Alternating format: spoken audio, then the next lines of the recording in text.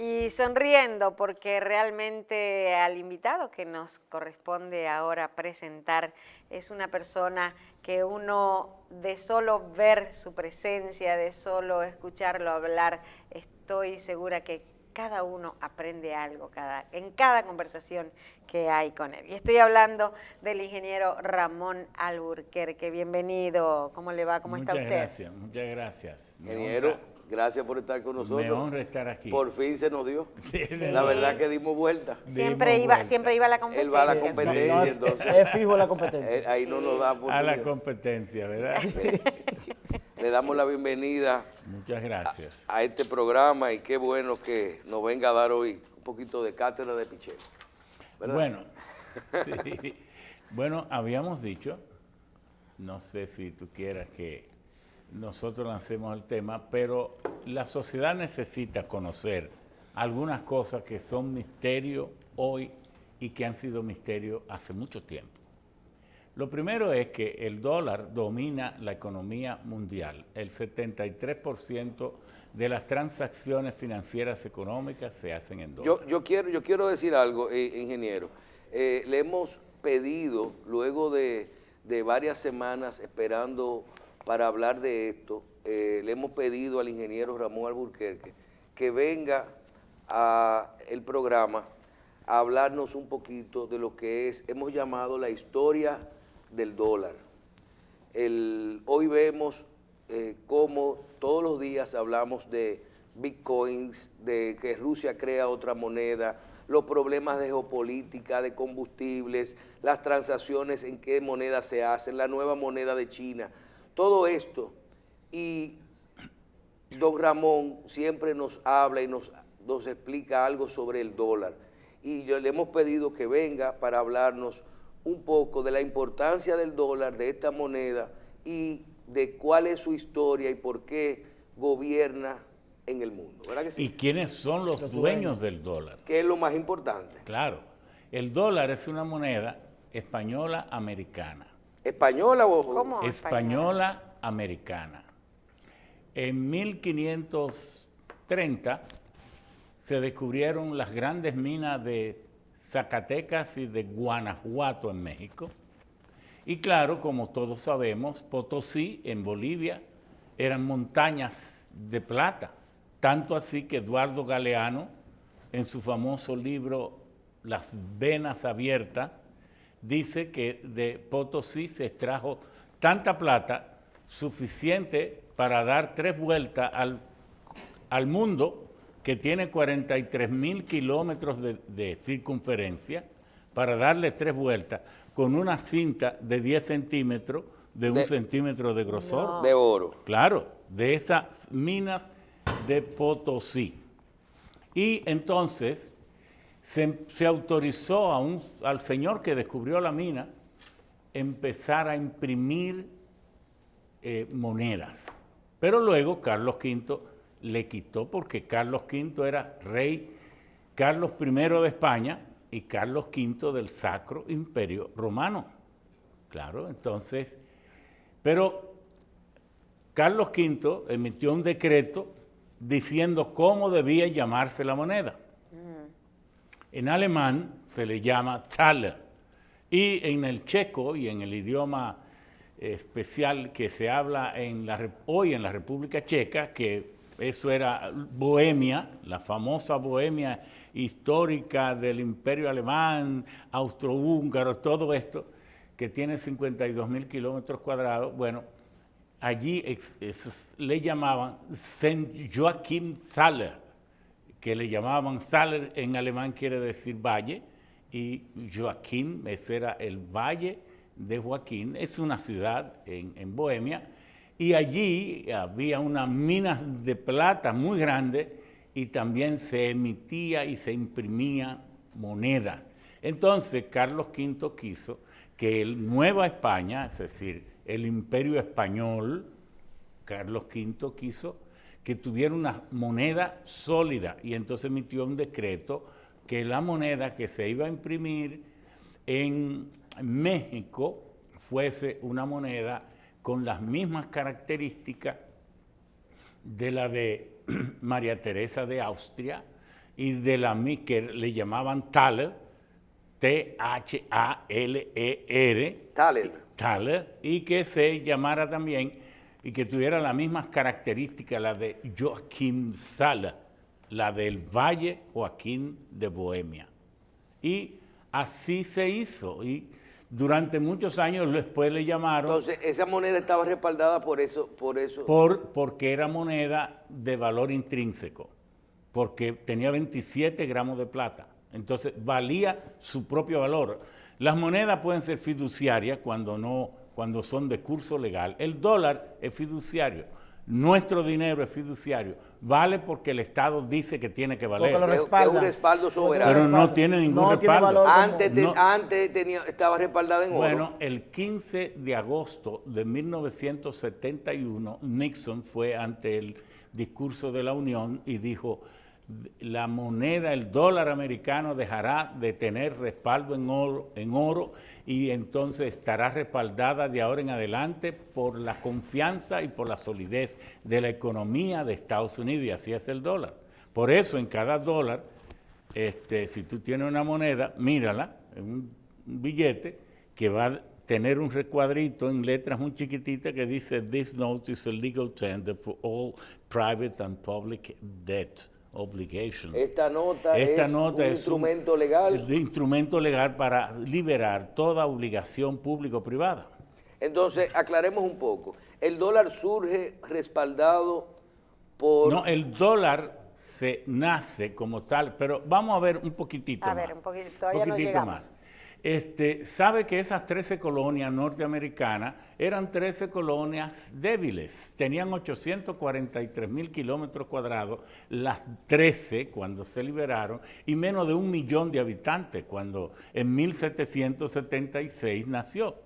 Entonces, en ese proceso de independencia de Gran Bretaña, ellos repudiaron la libra esterlina.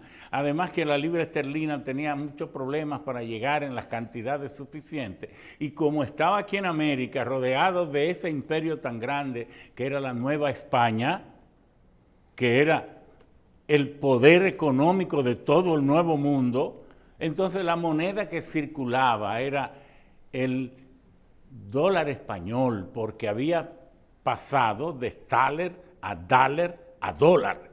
Y los mismos gringos le llamaban el dólar español. Por eso es que el dólar nace en el Imperio Español, que eran los 8 reales. Incluso en Wall Street, las acciones todavía se cotizaban internamente en octavos de dólar, que era una reminiscencia era un cuarto, de los 8 reales. Y luego un cuarto. Sí, hasta 1997, que fue cuando se eliminó eso. Bien, entonces, en esa nación que nació en 1777 y que tuvo su primera constitución en el este es tu teléfono, en el 1789, y que eligió su primer presidente en 1789, y que fue George Washington. En 1785, antes de tener la Constitución, adoptó al dólar español como su moneda y lo definió entonces como una moneda de los Estados Unidos, porque la asumió, y entonces se creó la Casa de Moneda Estadounidense. Que eso es el Tesoro. Claro, el Tesoro se creó más adelante, pero empezó ya su actividad. A los lugares donde se imprime moneda se le llama seca. Ustedes han oído una expresión que dice: anduvo de la seca a la Meca. Eso quiere decir que anduvo desde el dinero hasta Dios, porque la Meca es Alá, y la seca es donde se hace el dinero. De ahí es que viene esa expresión. Anduvo de la seca a la Meca. Es que en inglés se llama print, pero en Estados Unidos se le llama the Board of Printing and Engraving, la oficina de impresión y grabado. Y de grabado. Bien, bueno, yo tengo aquí, a ver, esto es tal como se hacen los dólares, y estos son dólares reales en Estados Unidos, porque hace mucho tiempo yo vengo estudiando esto y cuando voy a Washington, todo esto es dólar. Llegó papá. Todo esto es dólar. Sí, todo esto es dólares auténticos, yo nada más tengo que cortarlos e inmediatamente los puedo lanzar a la calle. Entonces, tú te puedes ir y comprar de a $1, de a 5, de a 10, de a 20 y de 100. No ando con la de 100 porque se me puede perder y cualquiera puede estar interesado. Entonces, a recortarlo, ¿verdad? Sí, recortarlo, exacto. Pues bien, entonces... Sí, podemos hacer una pausa y pedir la de 100. En 1792 se hizo el esfuerzo para crear en Estados Unidos, y lo hizo Alexander Hamilton con la oposición de Thomas Jefferson, que nunca estuvo de acuerdo de que se creara una moneda norteamericana. Estados Unidos siempre estuvo en contra del poder concentrado. Asimismo, como duraron 11 años discutiendo qué tipo de presidencia iban a tener, y hay que leerse lo que se llama The Republicans Papers, los papeles de la República, donde están todas las ideas de Smith, de Thomas Jefferson, de Alexander Hamilton, de Lennox, de Madison, todos ellos opinando sobre qué tipo de sociedad querían. Y eso se reflejó también en el dólar. Ahora, el dólar español, hay que saber que la moneda que en la edad moderna de la historia de la humanidad circuló con la misma presencia y fuerza al dólar de hoy era el dólar español, era el peso duro, era el de los 8 reales, que es el mismo. Circulaba al mismo tiempo que el dólar. En las colonias.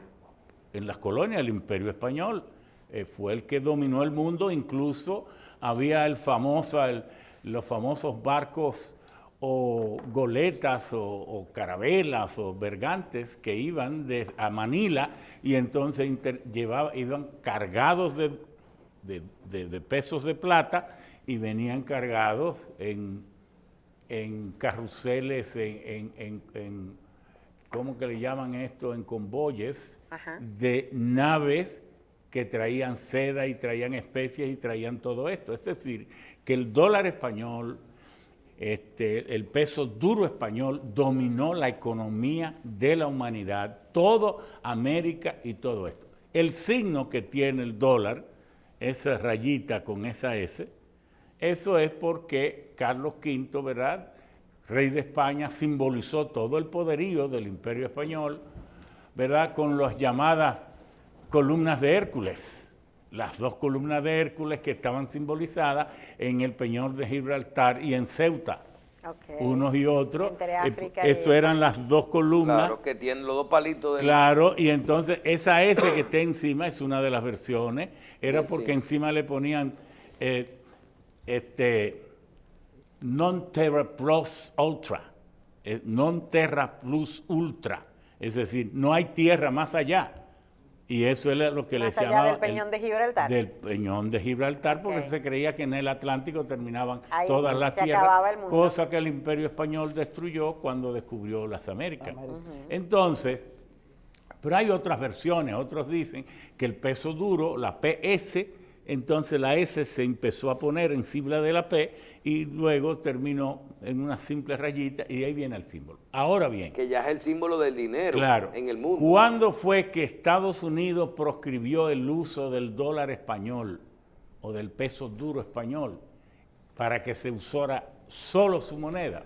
En 1857. De ahí para acá es que se usa entonces solo el dólar español. Pero ya Estados Unidos se fue convirtiendo en la economía mundial. Hay que saber que 2 años después de 1857 fue que se descubrió petróleo y Estados Unidos emergió con las empresas más grandes del universo, que fueron las empresas de los Rockefeller, al aprovechar el descubrimiento de petróleo que fue en Titusville, Pennsylvania, 1859, cuando Wheeler Clark hizo la primera perforación y a 400 metros de profundidad, pues descubrió petróleo. De ahí en adelante, el genio de Rockefeller empezó a refinarse el petróleo. ¿Para qué se refinaba el petróleo?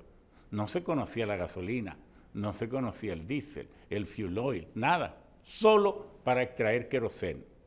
El queroseno, para la lámpara, para la iluminación. Y eso salvó las ballenas porque la iluminación de los interiores de las... Con las grasas de las ballenas. Y de las calles se hacía con las grasas de ballena y iban a ser extintas, iban a desaparecer. Y la llegada del petróleo y la producción de queroseno, entonces liberó las ballenas y se empezó a usar el queroseno.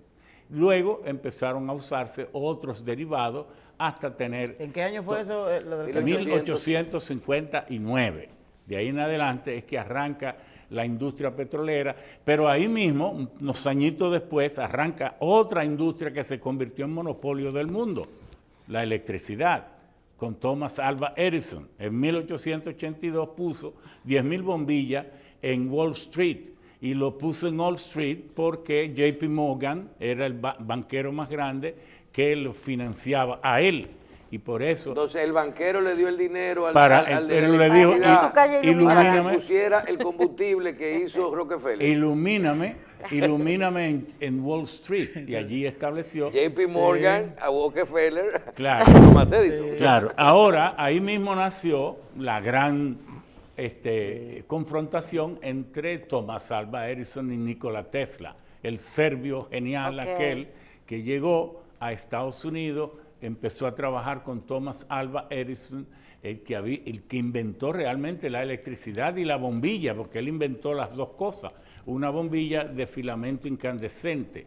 Bueno, entonces Nikola Tesla le dijo, el futuro de la electricidad no será con generación eléctrica directa, de conducción directa, sino alterna.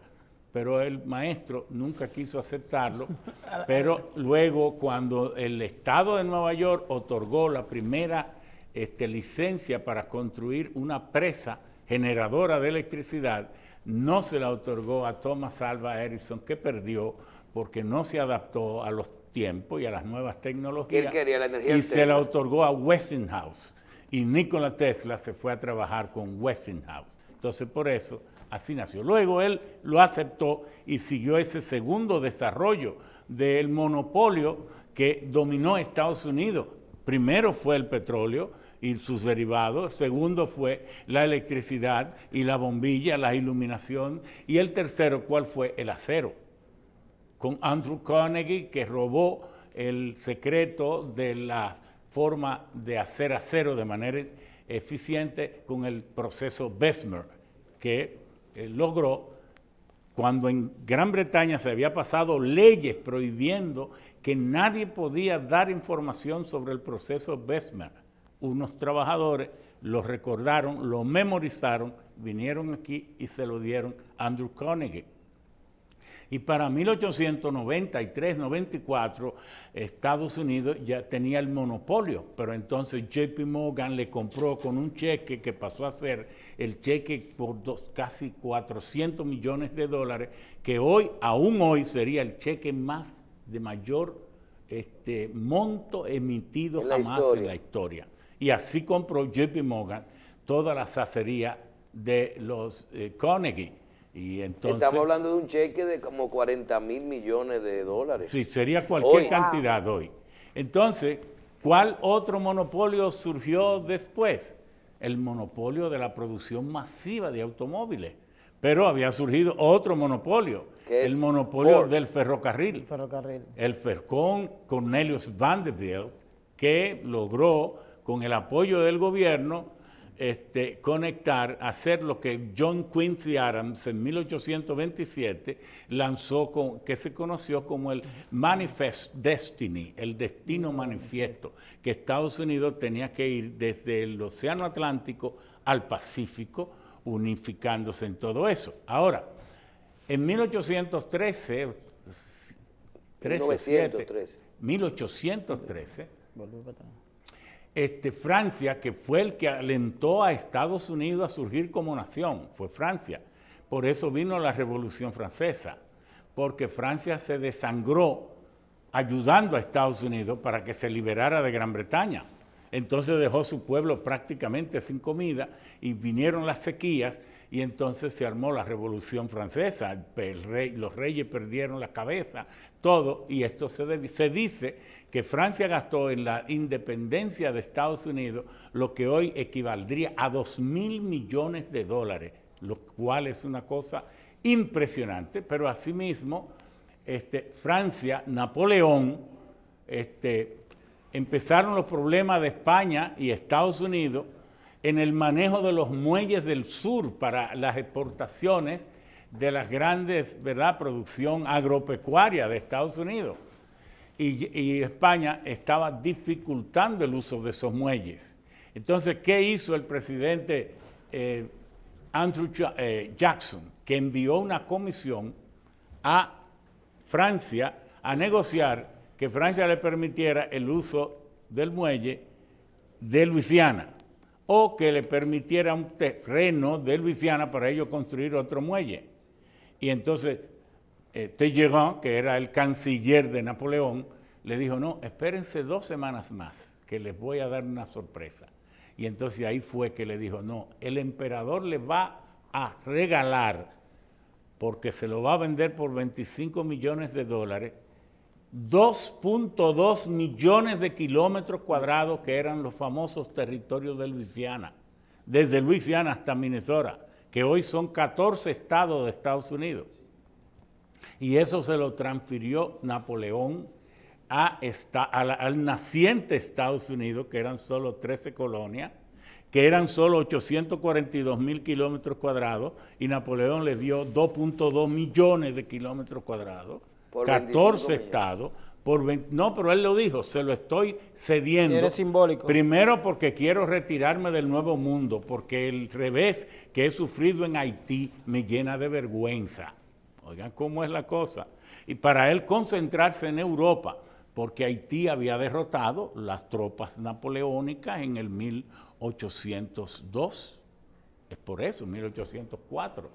Entonces, Napoleón se retira y le cede todos esos territorios a Estados Unidos. Otro golpe terrible, y luego en el 1844, el quitarle casi 4 millones de kilómetros cuadrados a México, entonces eso lleva a Estados Unidos a tener 8.35 millones de kilómetros cuadrados, que es su territorialidad hoy, llega a 10 millones por el 1.700.000, que luego en 1860, algo así, Rusia le cede cuando le vende Alaska. Así se forma Estados Unidos. Ahora bien, ese instrumento financiero, económico mundial llamado dólar, está revestido de un misterio terrible.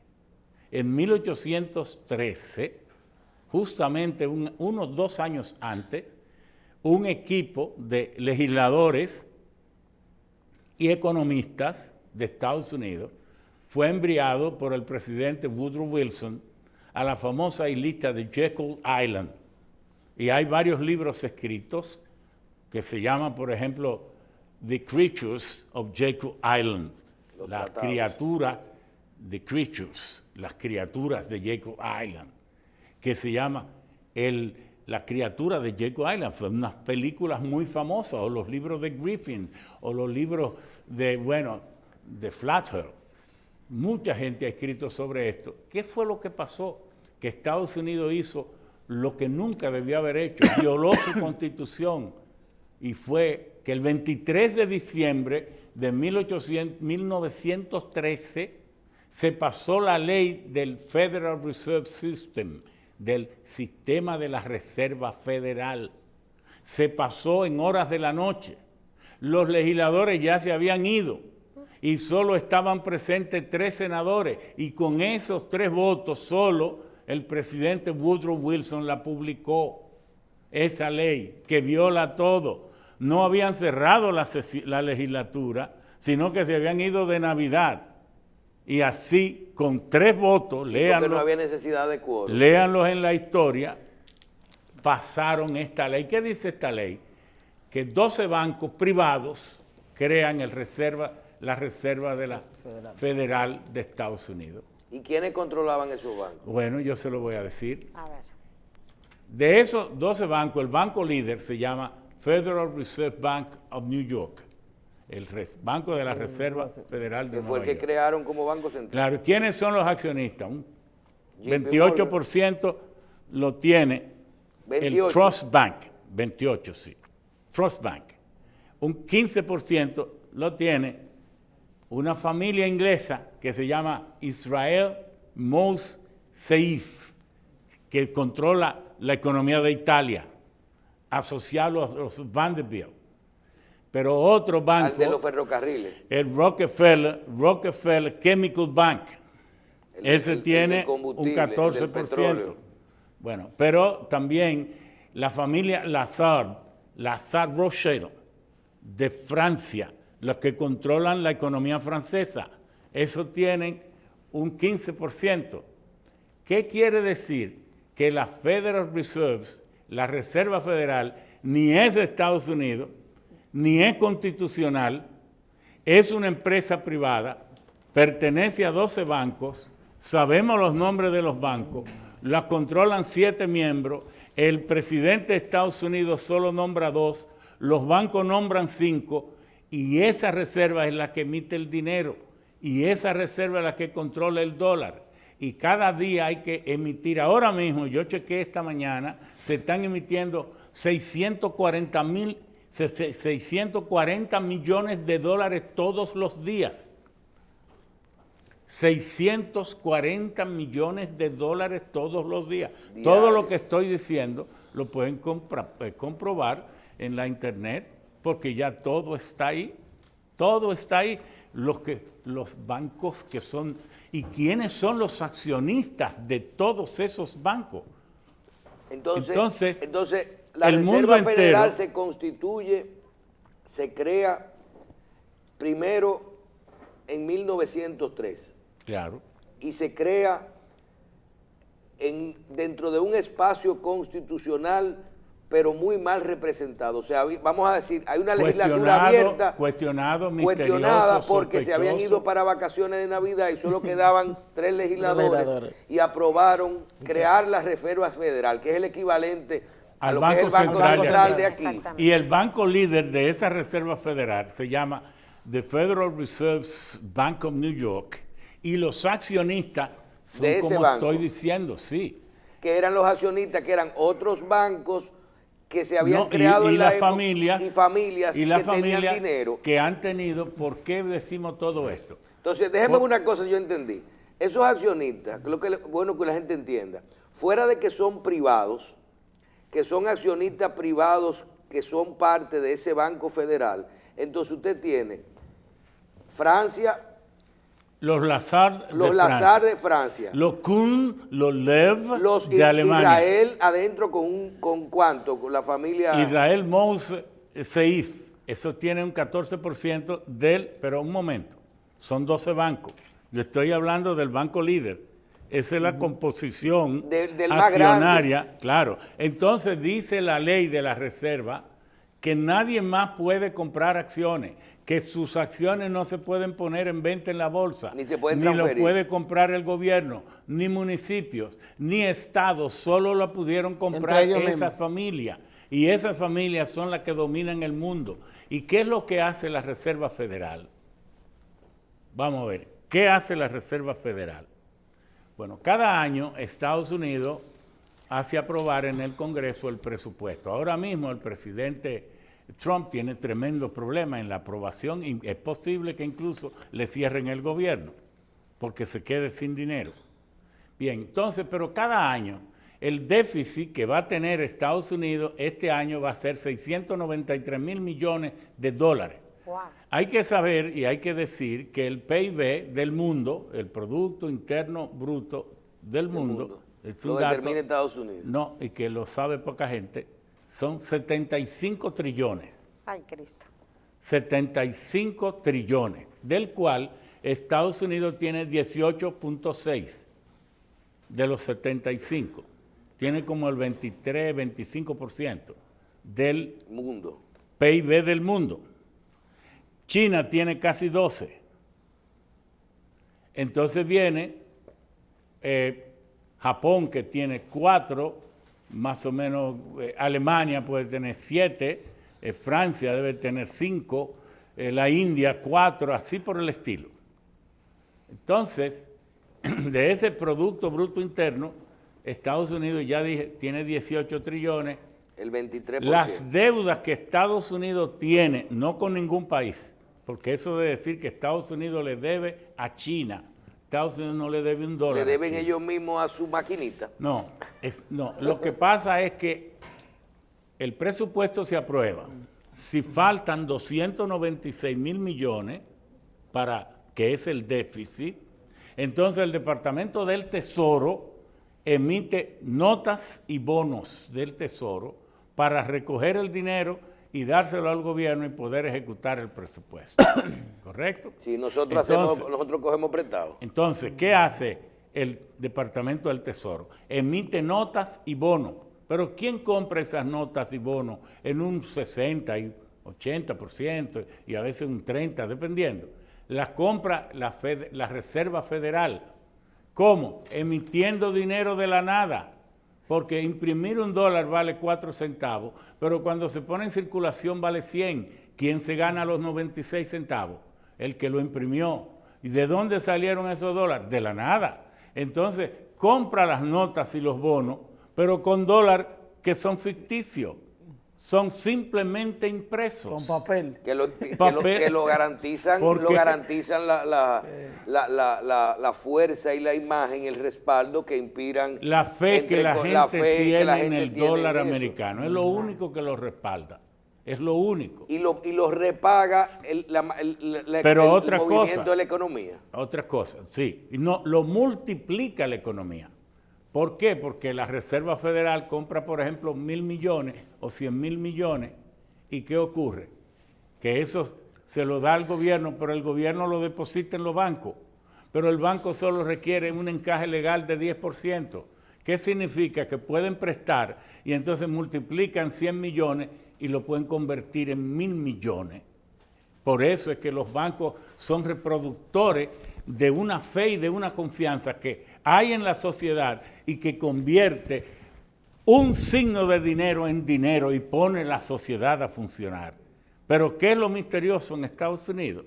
Que puede la Reserva Federal emitir dinero sin generar inflación, manejando las políticas de crédito, de emisión y de todo esto. Y la confianza. Y la confianza. Y el mercado que funciona. Claro.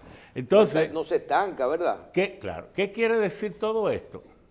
Que el mundo tiene dueños, que nosotros somos los tontos y los torpes. ¿Por qué? Porque para nosotros tomar prestado tenemos que poner en garantía o un carro o una casa. Sí. Pero para esta gente comprarle las emisiones de nota y de bono del Tesoro de Estados Unidos lo hacen sacando dólar de la nada. Ellos no ponen ninguna garantía. Entonces tenemos 7,500 millones de personas sudando hasta la última gota, teniendo que para poder obtener unos pesitos prestados en un banco, dar hasta poner en garantía su casa, y si dejan de pagar pierden la casa. Y esta gente que manejan el mundo a su antojo nunca han perdido nada. Y cuando hay una quiebra, viene el gobierno y emite dinero otra vez para sacar a los bancos de la quiebra y a los grandes inversionistas, como ocurrió aquí en el 2003, y el pueblo abajo, jalando en seco. ¿Y usted cree que después de usted explicarnos esto, que yo creo que qué bueno que se ha podido entender de esta forma, de qué está detrás de esta moneda que es el dólar, que por ejemplo, en esta aprobación en 1903 de lo que es crear vamos a decir, el Banco Central, el Tesoro, el Federal Reserve, la Reserva Federal. ¿Usted entiende, por ejemplo, si nos trasladamos a la época, que ahí se movieron intereses? Ahí podría haber un hombre de maletín. Pero de todo. En esa aprobación. No, pero que eso lo dice el propio Estados Unidos. Usted entra a la internet. O sea, ese grupo y usted va a encontrar más de 10,000 libros escritos, más de 100 películas escritas. Lea, trate de ver la criatura de la isla de Jekyll Island, de la isla Y ahí de, se ve cómo se sí, aprobó. Jekyll es una isla en Georgia, una islita en uno de los ríos ahí, y entonces allí se refugiaron o se aposentaron, fueron a descansar y a pensar y a maquinar los que diseñaron este engendro de la humanidad que se llama la Reserva Federal de Estados Unidos. Entonces los dueños del dólar terminan siendo los países. Los dueños del mundo. Los dueños del mundo manejan el 23% del Producto Interno Bruto del mundo. No, de Estados Unidos, Estados Unidos. porque manejan el europeo también. Y China, no tonta, sabiendo lo que había, dijo, yo no me puedo quedar... Invirtió en dólares. Yo no me puedo quedar fuera de este pastel que es el que maneja el mundo. Como no puedo hacerlo de otra forma, Compró bonos del Tesoro. entonces empezó con Deng Xiaoping. Deng Xiaoping fue quien en 1973 lanzó la consigna de una nación y dos sistemas. Vamos a tener al Partido Comunista Chino manejando, está por encima del Estado chino, por encima de las Fuerzas Armadas, todo en China está dirigido por el Partido Comunista. Por eso el secretario general del Partido Comunista, Xi Jinping, es el presidente de la República, el jefe de las Fuerzas Armadas y el secretario general del partido, lo es todo. Pero entonces ellos dijeron, Deng Xiaoping dijo, el partido dirige la sociedad, pero la economía conduce las actividades generadoras de riqueza. De esa manera China, en tan solo en 35 años, se ha convertido no solo en una sociedad ya desarrollada, aunque con algunas lagunas atrasadas que están subsanando, pero en camino a ser la primera potencia mundial, por mucho.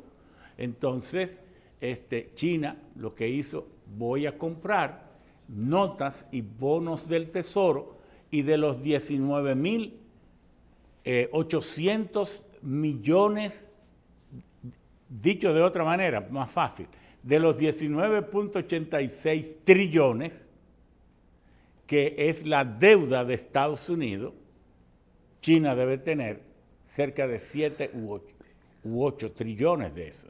Que le deben a ellos. Que ellos han comprado, claro, que son tenedores, los mayores tenedores de bonos. Pero el mayor tenedor por todo es la Reserva Federal. Y en muchos, el tercero son los fondos de pensiones, que son los que han comprado toda esa deuda que Estados Unidos genera cada año. Y ahora el problema que se está hablando es, ¿por qué el gobierno de Estados Unidos puede quedar cerrado y sin dinero? Porque si no elevan el techo de la deuda, no se puede, la Reserva Federal no puede comprar más bonos, ni el Tesoro puede emitir. Estados Unidos tiene un tope de endeudamiento por ley. Claro, Estados Unidos tiene un tope de endeudamiento que lo pusieron hace poco tiempo. Entonces, antes era el problema de Barack Obama, que una vez se quedó sin dinero, es porque el tope era 17.100. Ahora son 17.1 trillones. Ahora es 19.8. Y van a tener que elevarlo por encima de 21 trillones, el tope de la deuda. ¿Para qué? Para que el Tesoro siga buscándole el dinero que necesita el gobierno de Estados Unidos. Una vez se aprueba el presupuesto, el déficit del presupuesto lo tiene que buscar el Tesoro, y lo busca emitiendo notas a corto plazo. Las notas son de 2 años hacia abajo y los bonos son de 2 años hacia arriba. Los miembros de la Reserva Federal, esos 7 miembros fundamentales, son electos por 14 años, porque Estados Unidos tiene un sistema bastante interesante. ¿Y de esos miembros, cuántos son? 5 son de los bancos, de los 12 bancos y 2 del privados, gobierno. Y 2 del gobierno. Pero dice la Constitución de Estados Unidos... Y es por mayoría, ¿verdad? Me imagino. Claro. Dice, pero nunca han tenido casi desavenencia. El Letter, el del Late Night Show, el del... Ajá. Sí, David Letterman. Letter, sí, le preguntó a Alan Greenspan, que era el presidente de la Reserva Federal, sí, le dijo, mire, es cierto que la Reserva Federal tiene más poder que el gobierno de los Estados Unidos. Dijo, bueno, El tema es que mientras la economía marche bien, yo creo que el que primero está contento es el presidente de Estados Unidos. Y si un día ellos entienden que una cosa anda mal, pudieran preguntarnos. Pero nosotros tratamos siempre de pensar antes que ellos para que nunca tengan que hacerlo. Porque la verdad es que somos independientes, nacimos independientes y no vemos casi ninguna razón que pueda hacer que perdamos esa independencia. Wow. En Estados Unidos hay una ley del libre acceso a la información, pero esa ley nunca se ha podido aplicar en los temas que toca la Reserva Federal. Claro, porque ahí hay una superior no que, le dan, que es no le dan la información. eso, ahí le da, se llama, ay Dios mío, eso tiene que ver con la soberanía, con el secreto bancario, el secreto, con la seguridad nacional. Seguridad Entonces nacional. se llevan a cabo dos elecciones. Primero una elección de los representantes de los 12 y luego la elección de los dos de No elección, no votación. votación. Sí, para determinar cuáles van a ser los cinco. Consulta y ellos van madurando sus juicios porque viven. Ahora es Yellen, todavía Trump no ha podido removerla de su cargo. Yellen, la rubia es tremenda, una señora que era una economista, que no tenía grandes posiciones políticas. Barack Obama la llamó y la designó, y así como Bernanke fue designado por Bush y gobernó la Reserva Federal varios años, estando Barack Obama. Ahora es Yellen la presidenta de la Reserva Federal. Alan Greenspan, ¿cuánto tiempo Gente que saben qué inflación se va a generar, cómo va a evolucionar la tasa de interés. Wow. Nunca le han dado manejan todo. Porque todo. lo planifican. Claro, todo. Y entonces, ¿cómo puede haber un grupo tan privilegiado que sin haber dispuesto de riqueza real, entonces manejan en base a indicaciones? Pero esta gente viene manejando el mundo porque aquel dólar de la casa del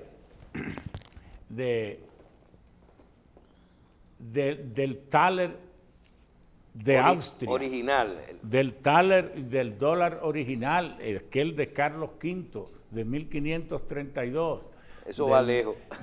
Sí, de todos estos tiempos ya existía la casa de los Habsburgo por ahí por los 1600, el siglo XVII, XVIII, son los mismos de hoy, porque esto de Israel Moses Seif, de los Lazar de Francia, de los Rothschild, todas estas gentes son los continuadores de esos, de los Kulm, de los Lev de Alemania, son los continuadores de la riqueza, porque toda la riqueza que se ha extraído en el mundo, en oro, plata, diamante, todo esto, eso no ha desaparecido, no está en manos de los gobiernos, pero está en manos de los grupos externos. Por eso es que hay empresas mundiales que manejan el mundo a su antojo. Y esto es lo que, por ejemplo, estas empresas como Barrick Gold son propiedad de Glencore, el grupo económico más grande que tiene la humanidad. El Glencore, que manejan 700 mil millones y 800 mil millones, que controlan el petróleo, que controlan el estaño, el oro, el plomo, el carbón, todo eso. Usted se va, ese carbón que vamos a traer nosotros posiblemente de Colombia o del Golfo de México, el 60% pertenece a compañías dominadas por la Glencore, que tienen sus oficinas basadas en Berna, Suiza, y desde allí controlan el mundo. Es así. Bien. Ingeniero, yo creo que tendremos que hacer varios programas. Uno lo vamos a hacer sobre los dueños del peso, ¿verdad? A ver si hay alguna relación entre esto, ¿cómo se llama el banco americano? El primero. El Federal, la Reserva. Entre el Federal y el Federal Banco Reserve Central. Bank of New York, el banco de la con Reserva el Banco Federal. Popular en la parte comercial, los Vicini en la parte eléctrica. Sí, lo que pasa es que aquí tienen tres cheles. Sí, Lo que pero se maneja, cada quien es dueño, el dinero es el dueño de donde es, ¿verdad? Bueno, pero la cantidad de... El país maneja, República Dominicana maneja 74,000 millones de dólares al año. Ese es nuestro Producto Exacto. Interno Bruto. Imagínate. 74 mil millones. Bueno, Bueno, pero para los 10 milloncitos que somos, Bueno, 11 es mucho. milloncitos, ¿está bien? Sí, pero nosotros Son- están son lo que respaldados se- por deuda que tenemos que pagar. son lo que Bien, se- nosotros, hay muchas preguntas, ingeniero, que gente pidiendo copias del programa, que dónde se pueden conseguir, que le preparen un programa a unos, que prepare un programa sobre el grupo Bilderberg. ¿Verdad? Esos son los 130, esos son me los que imagino. organizaban el grupo de Davos Sí. en las conferencias y están ligados también al Foro Económico Mundial, todo esto porque son las primeras 100 empresas más grandes del Sí. mundo. Podemos hablar de eso porque esos son los que ya modernamente controlan junto a la Reserva Federal. Esos son los de abajo, Sí. los que allá arriba se quedaron Correcto, los mandando, como los chinos, y abajo Correcto. pusieron uno. Correcto. ¿Verdad? Correcto. Bien, muchísimas gracias, ingeniero, y vamos a ver si lo repetimos.